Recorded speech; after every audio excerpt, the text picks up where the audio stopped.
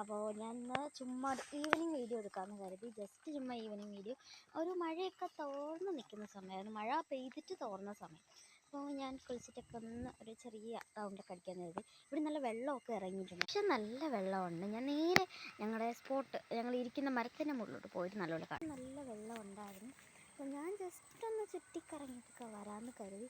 അത്യാവശ്യം എല്ലായിടത്തും വെള്ളമൊക്കെ നിറഞ്ഞ് ഇങ്ങനെ നിൽക്കുകയാണ്. എനിക്ക് നല്ലപോലെ എല്ലായിടം കാണിക്കാൻ പറ്റണില്ല, എന്നാലും കുറച്ചൊക്കെ ഞാൻ കാട്ടിത്തരാം. വെള്ളമുണ്ട്.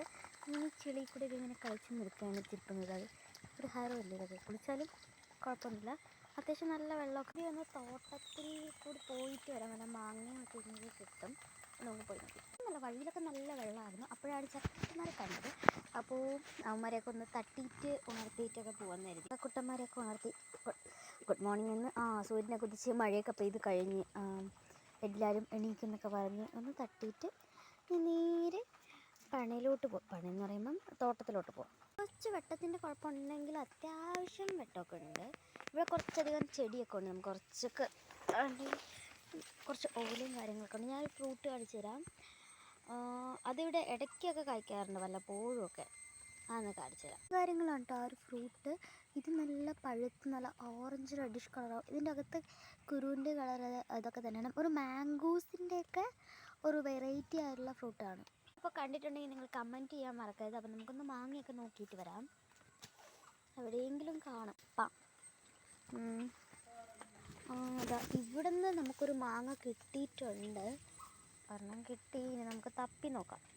അത്യാവശ്യം നല്ല മാങ്ങയാണ്, നമുക്ക് തപ്പാം. ഇതാ അവിടെ അതാ വരുന്ന മാങ്ങ കിട്ടി ഗൈസ്, കിട്ടി. അങ്ങനെ ഒരു 2 മാങ്ങ കിട്ടി. ഞാൻ കുറച്ചുകൂടെ തപ്പി നോക്കട്ടെ. എനിക്ക് 2 മാങ്ങ കിട്ടിയിട്ടുള്ളൂ, എന്നാലും അതുകൊണ്ട് സംതൃപ്തി അടങ്ങി.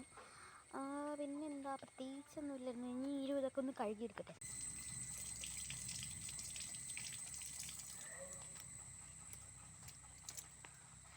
ഒന്ന് കഴുകി എടുത്തിട്ടുണ്ടായിരുന്നു. അപ്പോൾ നമുക്ക് ടേസ്റ്റ് ചെയ്ത് നോക്കാം.